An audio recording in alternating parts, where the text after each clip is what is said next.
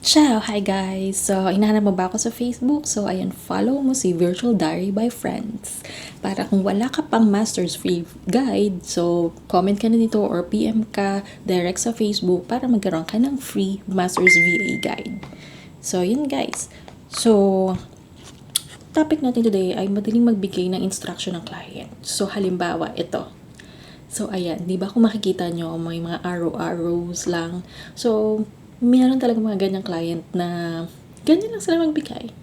Ang instruction lang nila naka-document and then makikita mo yung mga arrow na susundan mo. And then, meron din naman mga video katulad nito. So, ganyan. So, napakadali lang. So, kaya hindi mo kailangan matakot maging VA kasi ilalatag naman sa'yo ng client lahat. Pero, syempre, kailangan maging independent ka. If meron kang hindi maintindihan, nandyan si Google, nandyan si ChatGPT, nandyan si Gemini, at kung sino-sino pa sa internet ang pwede makatulong sa'yo. Basta, wag mo munang sukuan pagka meron kang hindi naintindihan. Ganito ang technique dyan. If hindi mo naintindihan, rest ka muna for an hour, and then basahin mo uli. Para doon, kumbaga, kalma na yung utak mo, mas magkakaroon ka ng chance maintindihan yung instruction. Kasi if hindi mo naintindihan at sukuan mo, umayaw ka na sa client, sayang. Kasi lahat naman ng VA ay ganon yung strategy.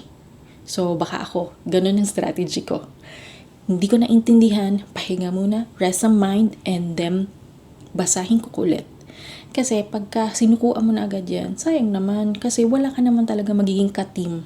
Or meron kang ka-team, virtual, diba? Virtual yung mga ka-team mo. So, hindi naman mo pwedeng iasa sa ka-team mo or halimbawa sa client mo na lahat ng tanong.